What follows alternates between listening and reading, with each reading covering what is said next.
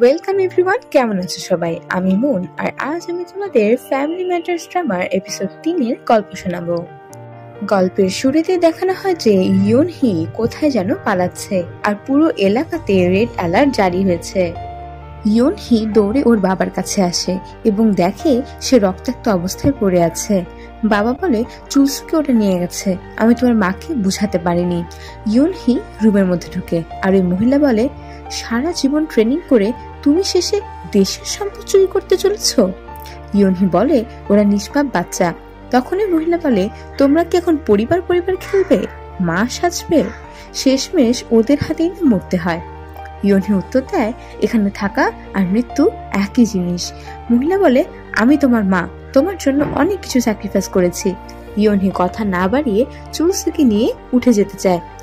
সবাই ওর দিকে বন্দুক তাক করে, আর মহিলা বলে ওঠে, তুমি যদি আর এক কদমও যাও তাহলে তুমি আমার মেয়ে না। এই কথা শুনে ইয়নহি আবার অ্যাটেনশন বলে পায়ে বাড়ি মারে, আর ওই মহিলা অনিচ্ছা সত্ত্বেও নিজের দিকে গুলি তাক করতে বাধ্য হয়। ইয়নহি বলে, ভালোই হলো, আমি এখন যাকে খুন করছি সে আমার মা না, স্পেশাল ট্রেনিং এর হেড। মহিলা তার মুখে গুলি তাক করে। দৃশ্য বর্তমানে আসে, আর ওদের মা মানে ইয়নহি বলে, তুমি এটা কেন করলে? দাদা বলে, আমি আগে থেকেই জানতাম। সেদিন ওকে আনার পরে গাড়ির ডিকি খুলে চেক করতেই জানতে পেরেছিলাম। হয়তো এটাই একটা সুযোগ, আমরা সবাই একসাথে আবার পরিবারের মতো কাজ করি। ইয়নহি জিজ্ঞাসা করে, তোমার কি একবারও মনে হয়নি বাচ্চারা বিপদে পড়তে পারে? দাদা বলে, তুমি দেখো, কালকের তুলনায় আজকে আমাদের আরো বেশি পরিবারের মতো লাগছে না? খালি বাড়ির দিকে ইশারা করে। এমন সময় চুলসু এসে বলে, বাবা, তুমি আবার এমন ভুল কেন করলে? ইয়নহি বলে, তোমার বাচ্চাদেরকে এর থেকে বাইরে রাখা উচিত ছিল। তখন দাদা বলে, বাচ্চা? তোমার কি মনে হয় ওই সময় তোমরা বাচ্চা ছিলে? আমাদের আবার ফ্ল্যাশব্যাক দেখানো হয়, যেখানে ইয়নহি গুলি তাক করে বের হয়ে যাওয়ার সময় ওদের বাবা এসে বলে, যাই হোক, এই মহিলা তোমাদের মা, তোমাদের ছোট থেকে বড় করেছে। ইয়নহি ওদের মাকে ছেড়ে চলে যেতে লাগে, আর ওই মহিলা বলে, তোমরা যেখানেই যাও আমি আবার লোক পাঠাবো, আর যতক্ষণ না বাচ্চাগুলোকে শেষ করছি আমার শান্তি নেই। বর্তমানে ইয়নহি বলে, এই জন্য সেদিন তোমার কথা শুনে আমরা ভুল করেছি। স্কুলের সিনে দেখা যায় জিও সবাইকে উদ্দেশ্য করে বলে, আজকে থেকে এই স্কুলে সব 2 নম্বরই কাজ বন্ধ, আর তেকিউ যদি তোমাদের কারো কোনো ছবি তুলে ব্ল্যাকমেল করে থাকে তাহলে তোমরা লিখিত কমপ্লেন্ট জানাবে। জিও ক্লাস প্রেসিডেন্টের কাছে এগিয়ে এসে বলে, কি পিসড অফ হয়ে গেলে? আর এই পেনড্রাইভ আমার দরকার নেই। আমার দাদা বলেছে আমি কারো আন্ডারে কাজ করার জন্য জন্ম নিইনি, আমি তাই করব যা আমি চাই, আর তুমি মরতে না চাইলে নিজের ইচ্ছা মতো কাজ করো না। জিহুন তালি দিয়ে নিজের বোনকে সায় দিয়ে ঘটনার মজা নেয়। সিন পরিবর্তন হয়, আর আমরা দেখি সবাই মিলে ডাইনিং এ খাওয়া দাওয়া করছে। দাদা জিজ্ঞাসা করে, স্কুলে সব ঠিকঠাক? জিহুন বলে, জিও এখন স্কুলের টপ গার্ল। জিও বলে, সবাই ওর ছবি তুলতে চায়। মা বলে, ছবি নট অ্যালাউড। বলেই জিহুনকে ল্যাপটপ উপহার দেয়, বলে, প্রমিস করেছিলাম যে। জিহুন অনেক খুশি হয়। জিও বলে, এর দাম তো বেশি না। দাদা বলে, তুমি জিওর জন্য কিছু কেননি কেন? দেখো এই বেলায়ও ও কি সুন্দর খাবার শেষ করেছে। ওদের মা বলে, আমি ওকে স্মার্টফোন কিনে দেবো, শিওর। জিও উঠে যায়। মা খালি বাটি হাতে নিয়ে আবার মুচকি হাসে।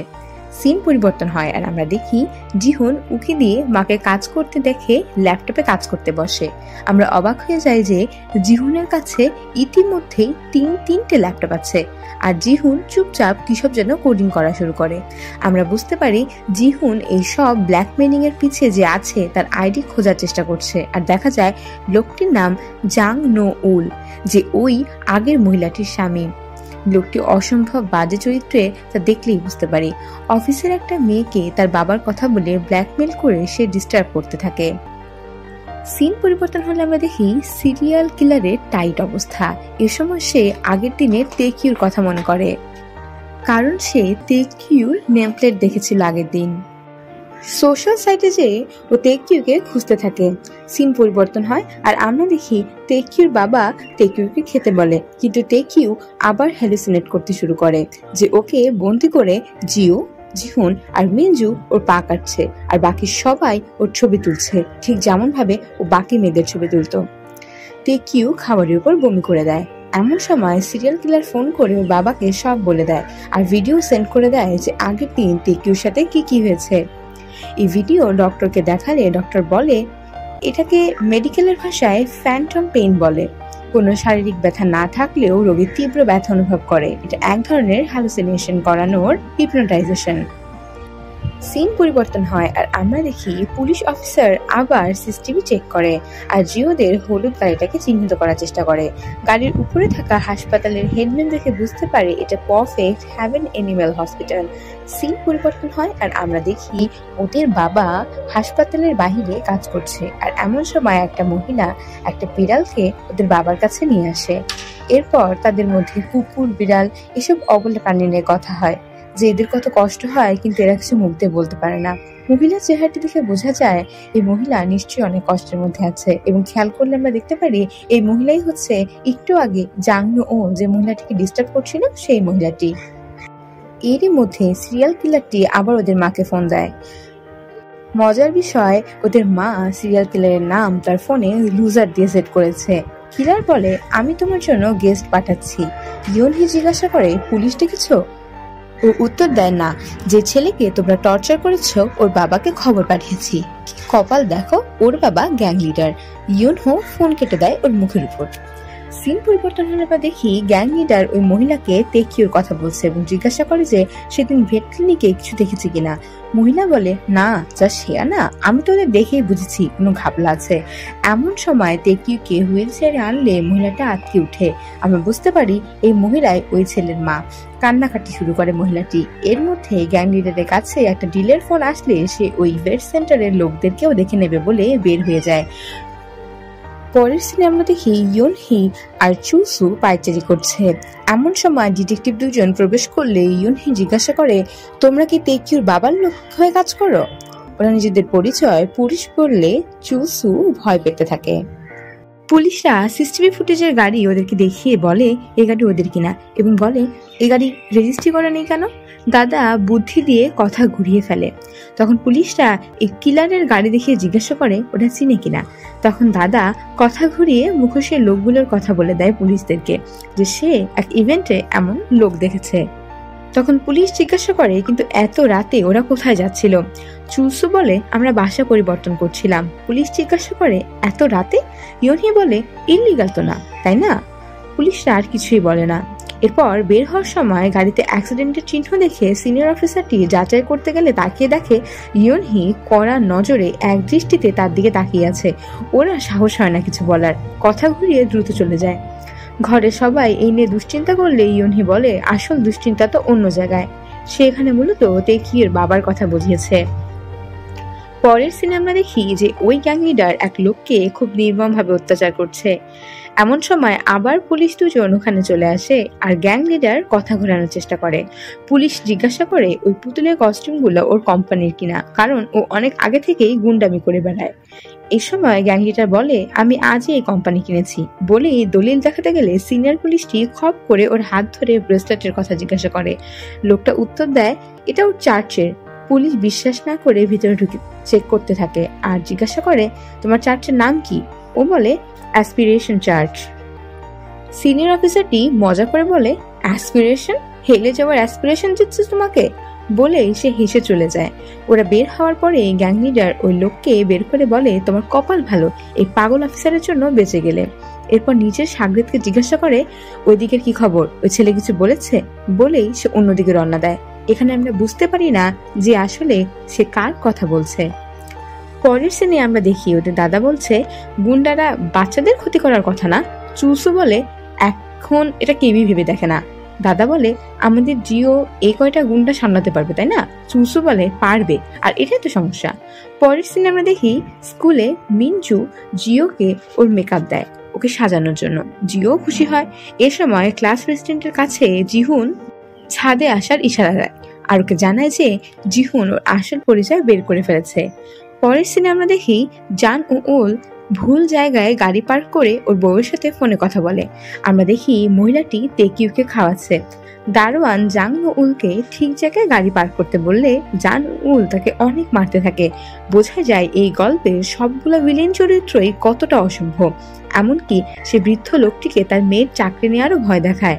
আমরা এখানে আন্দাজ করতে পারি এই বৃদ্ধ লোকটি হয়তোবা ওই আগের মহিলার বাবা হবে। স্কুলের সিনে আমরা দেখি জিহুন ক্লাস প্রেসিডেন্টকে বলে, তুমি আর তোমার এই বুড়ো বাপ দুজনেই যা করেছো সব জেনে গেছি আমি, আর খুব শীঘ্রই তোমরা এর ফল পাবে বলে সে ওদেরকে একটা হুমকি দিয়ে চলে যায়। এদিকে বাড়িতে সবাই দুশ্চিন্তা করতে থাকে। এমন সময় জিহুন ফোন দেয় আর বলে, আরেকজনের খোঁজ পাওয়া গেছে, তোমার হ্যান্ডেল করার মতো মা। এমন সময় বাহিরে সকালের মহিলাটা আসে। জিহুনের বাবা মা বুঝতে পারে মহিলাটা কোনো সমস্যায় পড়েছে। ইয়নহি বলে, কি সমস্যা আমাদের বলে দেখতে পারো, আমরা হেল্প করতে পারি। দেখা যায় এই মেয়েটি ওই দারোয়ানের মেয়ে, যাকে অল টাইম হ্যারাস আর অ্যাবিউজ করে জান উল। মেয়েটা তার কষ্টের কথা বলতে থাকে। জিউদের দাদা আবার খেপে যায়। দেখা যায় মেয়েটাকে আবার ফোন দিয়ে জানও বিরক্ত করছে কাছে আসার জন্য। এমন সময় জিও আসলে ওদের বাবা মা জিহুনের কথা জিজ্ঞাসা করে এবং বুঝতে পারে জিহুন একা কোথাও বিপদে পড়েছে। পরের সিনে আমরা দেখি ওই গ্যাং লিডার জিহুনকে মারার জন্য এগিয়ে আসে। এমন সময় আমরা দেখি মিনচু সেদিন জিওর মতো করে সেজে থাকায় ওরা মিনচুকেই জিও ভেবে তুলে এনেছে। বেচারারা তাদের জীবনের প্রথম ডেট যে এমন হবে তা কখনো স্বপ্নেও ভাবেনি। জিহুনের মা গ্যাং লিডারকে ফোন দেয়। এখানে গ্যাং লিডার বলে ওরা যেন ওদের মেয়ে জিওকেও নিয়ে আসে। ওদের মা সিদ্ধান্ত নেয় যে মেয়েটাকে বাঁচাতে ওদের মা যাবে আর ওদের বাবা জিহুনকে বাঁচাতে যাবে, আর জিও বাসায় ওর দাদার সাথে থাকবে। জিও বাধা দিতে গেলে ওর মা ওকে বকা দিয়ে থামিয়ে দেয়। একদিকে ওদের বাবা গুন্ডাদের ডেরায় যাবার পরেই ওদের মাও ওই শয়তান জান্নু উলের রুমে কলিং বেল বাজায়। জান্নু উল দরজা খুললেই সজোরে ওর গলায় আঘাত করে ওকে বেহুশ করে ফেলে। এরপর জিহুনের বাবা ওদের মাকে ফোন দেয় আর জিহুর সাথে লাউডে কথা বলিয়ে দেয়। জিহুনের মা জিজ্ঞাসা করে, তুমি ঠিক আছো? জিহুন বলে, হ্যাঁ মা, ঠিক আছি। জিহুনের মায়ের পরে ওদের বাবাকে বলে, ওদের সবাইকে হাফ ডেট করে রেখে এসো, তাতেই হবে। ওদের বাবাও অ্যাটেনশন বলে আর এখানেই সিন কাট হয়। পরের এপিসোডে আমরা চু সুয়ের অসাধারণ কিছু ফাইটিং স্কিল দেখতে পারবো, কিন্তু ততক্ষণ আমার সাথেই থাকতে হবে। আমি খুব শীঘ্রই এই সিরিজের বাকি পর্বগুলো আমার চ্যানেলে আপলোড করব। তার জন্য আমার চ্যানেল ড্রামাডন ডিডিকে সাবস্ক্রাইব করে বেল আইকনে ক্লিক করে রাখুন। Till then, happy watching. Bye bye everyone.